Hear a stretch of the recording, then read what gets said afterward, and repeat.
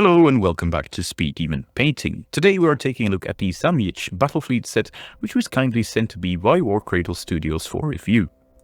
After the news video I made about this new release, one of my Polish friends here in Dunout contacted me to help me with the proper pronunciation, and I hope I didn't butcher it this time around, Marcin.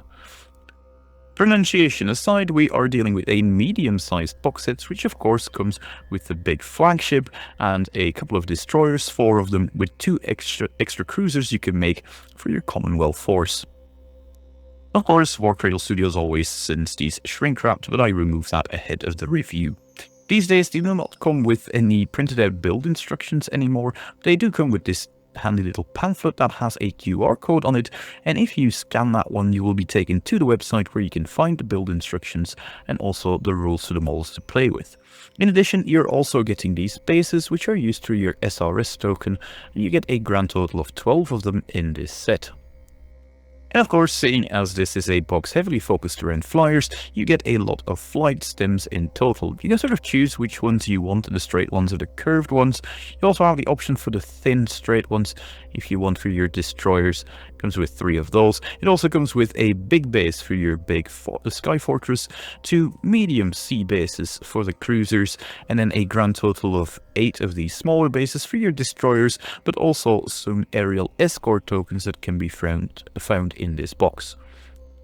Inside you also have a large bag with some resin components in there to make the fortress, so let us open this one up and see what is on the inside. Let's first start off with this little sprue. It has the components on there that form the bridge of the Sky Fortress, sort of the bit that hangs over the large central platform, and it comes with 2 unique smokestacks to sort of go onto the plastic parts that make up each side of the Sky Fortress, so that you can connect the bridge part over that one. You always will have to glue these, of course, with super glue to the plastic parts of the model. And speaking of the plastics, let's get rid of this box and look at what is inside of here. There are 4 identical sprues on there, which of course 2 of them you will have to use to make your Sky Fortress, but the other 2 you are free to do with as you wish. They come with some pretty big pieces, to be honest. They have 2 different tops on there, one that takes 3 gun batteries or rocket batteries for the biggest airship, and then another top part that comes with 2 of them, which is most other of these parts. You also have some larger pits for the bottom, it seems, and you get the iconic wing design for both your destroyers, which are these smaller things, I believe, but also some of the larger ones that you can see on the sprue here for your Mass 2 cruisers. And let's not beat about the bush, that is one of the most important bits of this set. You also get a small little escort token, and one part that really interests me, you get a loose SRS token. That one is used, I believe, on the underside of some of the carrier ships, but it's very nice to see them separately like this, because if you're not building that one, you're going to have a couple of extra SRS tokens left over. If you want to make your own custom SRS bases, which some people like to do, this is a very handy little bit. And it's not just the SRS tokens that are separate. We also get a look at these little things, which are the landing tokens for the Commonwealth. There are 3 of them in grand total on here. And this is sort of a look at what is coming for Armored Clash, I suppose. They go onto this sort of a beachhead sort of base. One of them goes a bit deeper and is a bit at an angle. I suppose that one is the bit that goes on the left-hand side, while you can use one of the other ones, the more straight ones, in the other bit. And then of course there is one left over that you can use if you want to make the landing vessel airship that the Commonwealth now has access to. Beach landing missions are now part of the game thanks to the new updated rules that can be found on the website, so it's nice to see that these are included now for the Commonwealth as well. In terms of weapon loadouts, there are plenty of many different options. I think there are gun batteries, there's the regular ones. There's a grand total of 4 of them on here. We also have the rocket batteries, more on which later. They've actually gotten really good in the new rules as well. I'm discussing that in the second half of the video. because the channel doesn't just look at pretty little plastics, we also discuss what is in-game. You also get the 4 railguns that are very good in-game as well, which is actually more than you would need, so you'd have some spare ones for the rest of your Commonwealth force, which is always nice to see.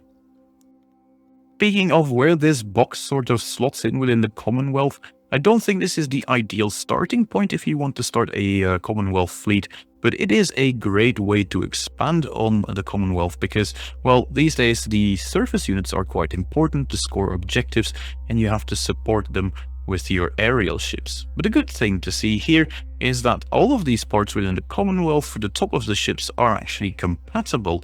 So you can actually use some parts, such as this bit, that comes with a shockwave generator on some of your surface units as well within the first player's starter set. So this sprue is really well thought out and actually brings something to some veteran Commonwealth players as well if you're looking to get your hands on some useful bits to spruce up your original fleet.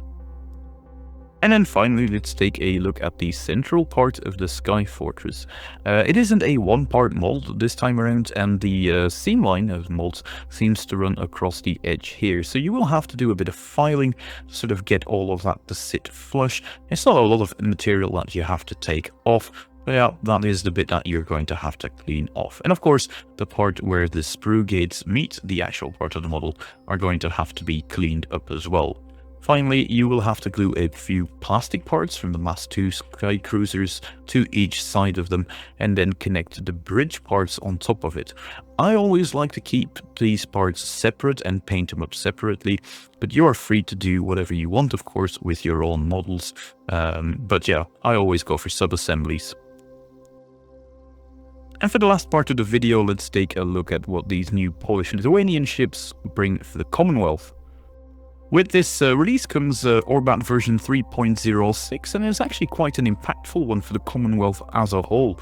There's been a few points changes, as you can see, to sort of fit them in, but the Zamiec Sky Fortress is actually quite cheap at only 275 points, so you won't have too many issues fitting it into a good Commonwealth force. That's actually a bigger deal than it may sound like, because these days in the new Naval Almanac, you do only get to control objectives if you're using surface units. So if you want to sprinkle in a couple of airships, you of course still can, but if they cost too many points in your total, you're going to find yourself in a bit of an uphill battle. And that is particularly tricky when you're at sea. The new Mass 1 flyers, the Zamiec aerial destroyers, are a bit on the pricier end of the scale at 48 points and can only be taken in units of a maximum of 4, but we will see that they move so fast that they are pretty good to harass the flanks. The other Mass 2 ships range from the Jadwiga aerial monitor, clocking in at 80 points each, but you do have to take a minimum unit of 2, making it a 160 point unit, but you can also have some of the other ones which sort of vary between 105 up to 130 points. The Szlachta Swordwing Carrier especially is quite a good extra support for your SRS tokens. Now, the SRS gameplay was never a particularly strong point for the Commonwealth, and that is pretty much changed now with this release, because these make use of the Spazda, the Swordwing type of SRS tokens. These act as pretty much any SRS tokens, with the big exception that they actually contribute 4 attack dice each, and actually need 4 counters to be destroyed as well, but the defending player can prioritize to try to intercept them instead of any other SRS tokens that you're trying to launch during an attack wave.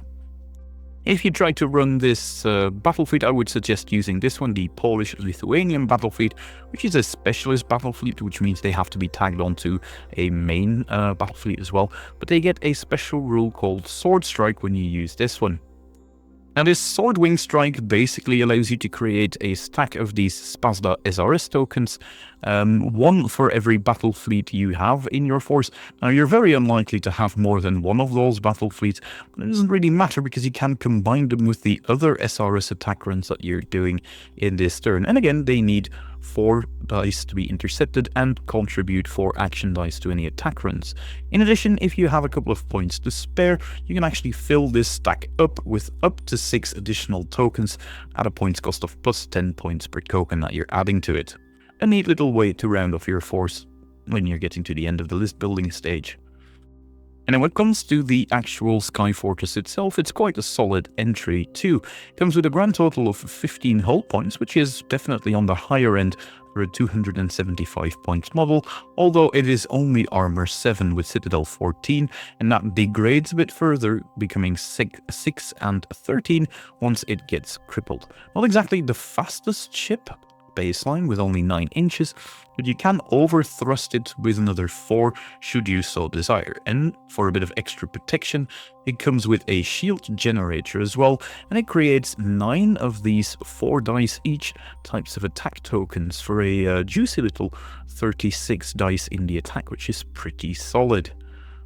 And even if it gets crippled, it drops down to 6 of these Spazda tokens, which is still 24 dice, which is what you would expect for a non-crippled carrier for most other factions. So yeah, like I said at the beginning there, the Commonwealth really got boosted in their SRS potential. One thing to note though that I kind of looked over, it doesn't have a drift of 4, it only has a drift of 3 due to the lumbering rule, which means that your opponent also gets to reroll blanks for any gunnery weapons that are trying to shoot at it as well. It's also a dirigible construction, which means it can sometimes take some extra damage, but also comes with the disciplined rule, which is nice to see. You won't be putting this one down very easily. And in terms of weapons, it isn't all bad. This unit doesn't come with heavy firepower, a deliberate choice, but it does come with a heavy torpedo salvo and a heavy flak broadsides with 4 Zalo rocket batteries, and that is a completely new entry into the Commonwealth arsenal, and quite a good one. The regular rocket battery and heavy rocket battery entries are removed in the Commonwealth and have now been replaced with the Jastreb missile battery, which kicks extra hard when shooting at 10-4, does still come with the aerial keyword, of course, so your opponent gets to defend. But yeah, they have a slight twist on it as well, and quite a few entries have it firing at 360 degrees as well, which is kind of nice to see. And then the Zalo rocket battery, also only the aerial keyword, so you can still stack them together if you want to.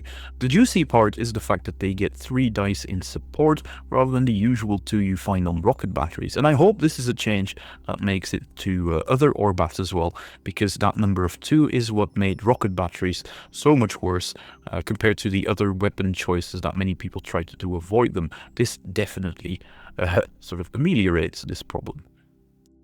And even going crippled for these Zalo rocket batteries doesn't really do much. They still remain at support 3, which is the most important stat. So yeah, quite solid. And some of the other entries do make good use of these new Zalo rocket batteries, such as the Jadwiga aerial monitor, which again, 80 points, which clocks to 160 if you have to take them per 2. Quite fast with overthrusters 6 and maritime patrol, so you're getting some extra anti-submariner tech in there as well, and anti-submarine tech, which is nice to see. And yeah, at 80 points, you can't really fault it with these new rockets. A really solid entry point. Only 6 hull points, mind you, but with very decent armor and citadel stats for their battle-ready value. So yeah, still solid. The new destroyers are also quite a solid entry. At 48 points each, you do have to take 4 of them in a unit, to be honest, but luckily that's exactly what comes in the Battlefleet box as well, which is very handy, and you can always take it in the entry thanks to a rule that the battleship, the Sky Fortress has, which is nice to see that you can always include it. They come with that same Zalo rocket battery. That's not their main selling point, mind you. The best thing is that they have a shockwave generator, and if you take a unit of 4 of them, that can be a massive 18 dice with a large torrent placed within 15 inch of this unit. And yeah, that is an excellent unit to get rid of some of these new Mass 1 targeting units that we're seeing quite often now in the meta. The Stanislav assault airship is also quite an interesting one because it is a landing vessel for 105 points and comes with 2 of the Zalo rocket batteries as well, which we already discussed before. It does also come with low-level strike and over thruster 4 in this case, so not quite as fast, but if you're looking to do the specialized missions where you have to drop your ground assault tokens, this is another way to do it for the Commonwealth, next to the Yak and I believe the big Ekranoplan. And then the Slachta Swordwing Carrier is yet again, I think, an interesting entry at 130 points. It comes with the standard 4-2 kind of SRS tokens, but these are not just regular ones, these are the Spazda tokens, so that counts for quite a bit more, for 25% more in fact compared to the rest. They are, however, a bit lower on hull points, with only armor 6 and 12 and only 5 and 10 in fact for when they get crippled, so they're not very durable, but they do sure pack a punch. And then finally we've got the Voivod heavy airship at 128 points, which comes with 3 of these rocket batteries, which are slightly boosted with focus fire aerial, but I do have to say these do not have my preference exactly, with hull points 4 and 2. A bit much for what you're getting, I think. I think their other entries are a bit better to take. And there we have it, the overview of the new Polish-Lithuanian forces coming for the Commonwealth. I do hope you liked the video. If you did, remember to give it a thumbs up. And if you haven't already, subscribe to the channel for any future videos. I do hope to see you in the next one. Until then, bye!